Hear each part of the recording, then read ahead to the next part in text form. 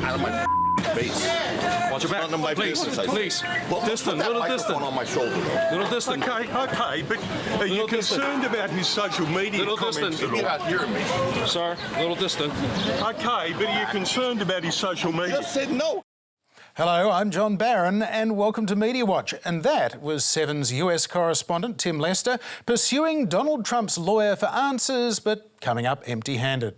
What can you disown that though? He's interrupted his own case with it. You hit me with that microphone. Be careful. I'm going to break out. Lester was in New York along with the world's media to cover another Trump scandal. Jurors in Donald Trump's civil trial have reached a verdict finding that the former US president sexually abused advice columnist E. Jean Carroll.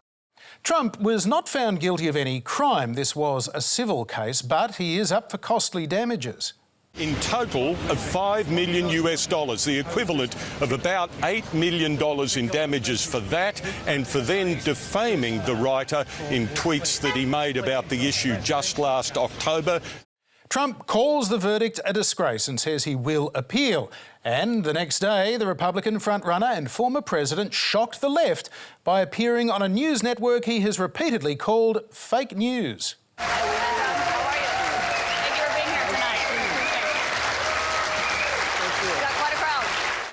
Yep, Trump live and unfiltered on CNN for more than an hour, his first interview with the network since 2016. And he didn't disappoint with a familiar barrage of lies. We had the greatest economy in the history of our country, probably the greatest economy in the history of the world. No, he did not, and the fact-checkers later found more than 20 other false claims.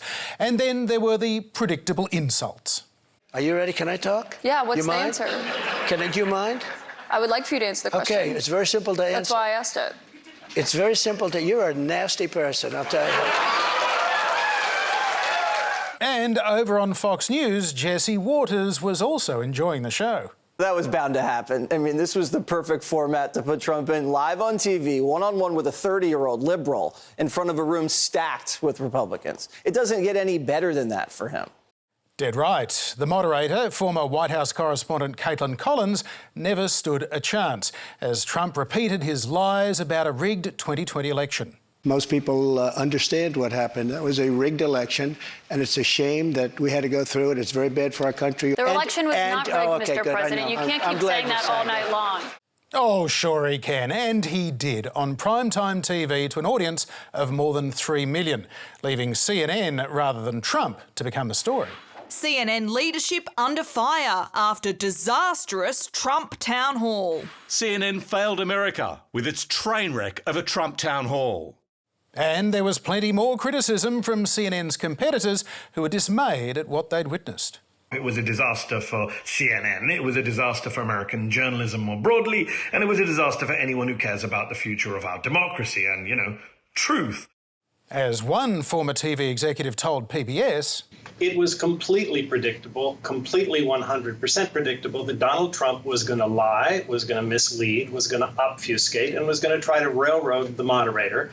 And that's what he did. And CNN gave Donald Trump a platform to do that. And was that a mistake to put Trump on live TV? Many say yes, including veteran political journalist Jim Fallows, who called it CNN's lowest moment, and adding, that's the only bright side I see. Everybody now knows what not to do. But surely the media knows that already. After all, Trump's relationship with the truth hasn't changed, nor his skill in harnessing an audience. And it seems no amount of journalism prep can hold Trump to account in a live TV format. As the media writer for The Washington Post noted last week, he can lie about presidential documents, he can lie about his impeachments, he can lie about his record in office, and there is nothing an impeccably prepared interviewer can do to prevent any of it. So, what to do? Well, not playing to Trump's strengths is one idea. You don't let them go on live. You interview them, you tape them, you fact-check them. Quite. And while fact-checking takes time, Trump tends to trot out the same falsehoods time and again. Collins tried it in real time, but it became a squabble, and the facts were lost in the spectacle. Because the election was rigged. So fierce was the backlash against CNN, Anderson Cooper was forced to confront it head-on. Many of you are upset that someone who attempted to destroy our democracy was invited to sit on a stage in front of a crowd of Republican voters to answer questions and predictably continued to spew lie after lie after lie. But still, Anderson says, don't shoot the messenger. The man you were so disturbed to see and hear from last night, that man is the frontrunner for the Republican nomination for president. And that audience that upset you, that's a sampling of about half the country. You have every right to be outraged today and angry and never watch this network again. But do you think staying in your silo and only listening to people you agree with is going to make that person go away? But that misses the point. This isn't about ideological silos, it is about fact and fiction. It's in the public interest to hear from Trump during a campaign to inform people's vote. The question for the American media is whether Trump deserves a live mic and a free rein, particularly when he uses it like this, attacking the woman a jury just found he'd sexually abused. I have no idea who this woman. This is a fake story, made up story. I have no idea who the hell. She's a Mr. whack President, job. you did not testify. The crowd loved it, leaving E. Jean Carroll to say she might sue Trump again. We'll soon see the first of the Republican candidate debates. They'll be live, there'll be moderators doing their best while Trump supporters egg him on. But unlike CNN's town hall, he'll be on stage with rivals with their own cheer squads and every incentive to call Trump out. Yes, Trump dominated most primary debates in 2016, but this time he has a record to defend, and not a great one. It's then that we might find out whether American voters and the media hold him to the facts. But now, let's come back home to a blue between the Flying Kangaroo and the Financial Review.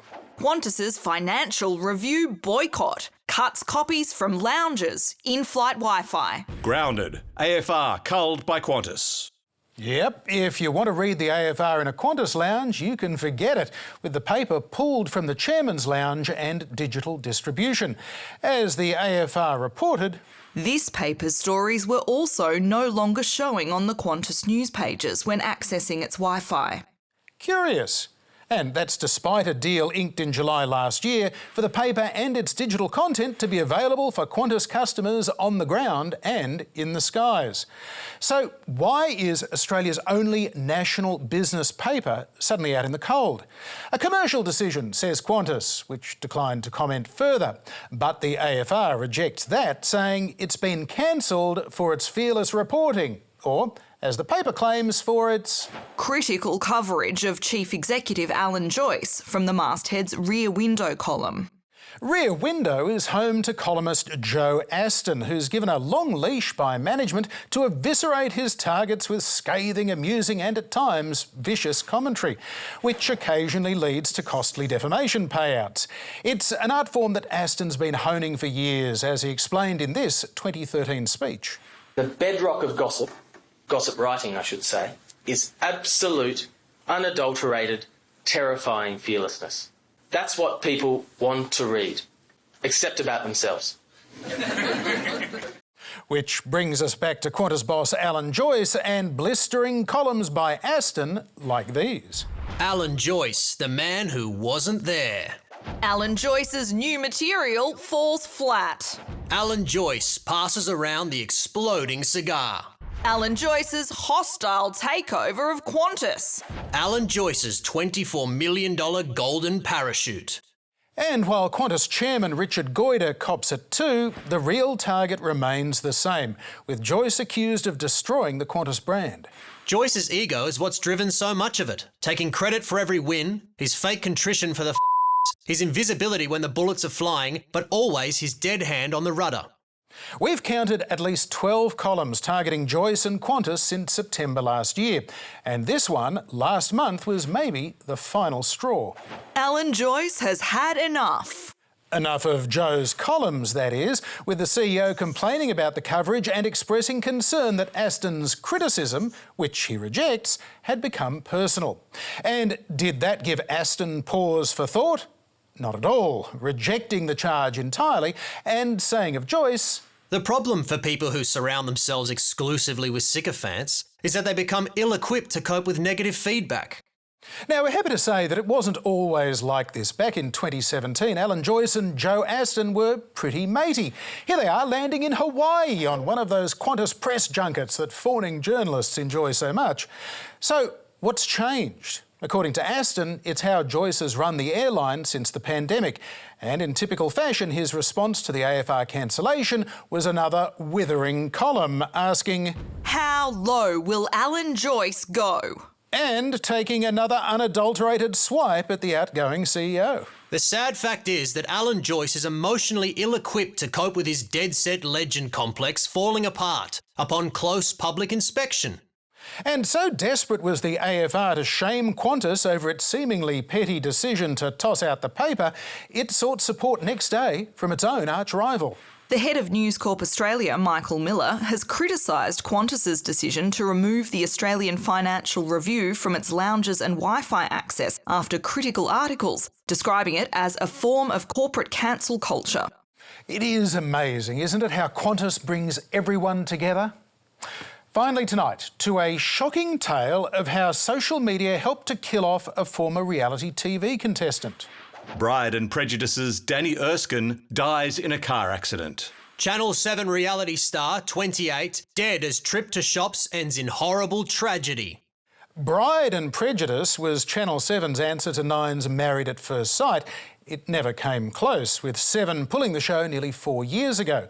But news of tragedy and death makes all things new again, with Dannii's death even making a splash in UK tabloids like The Sun, The Daily Mirror and Metro.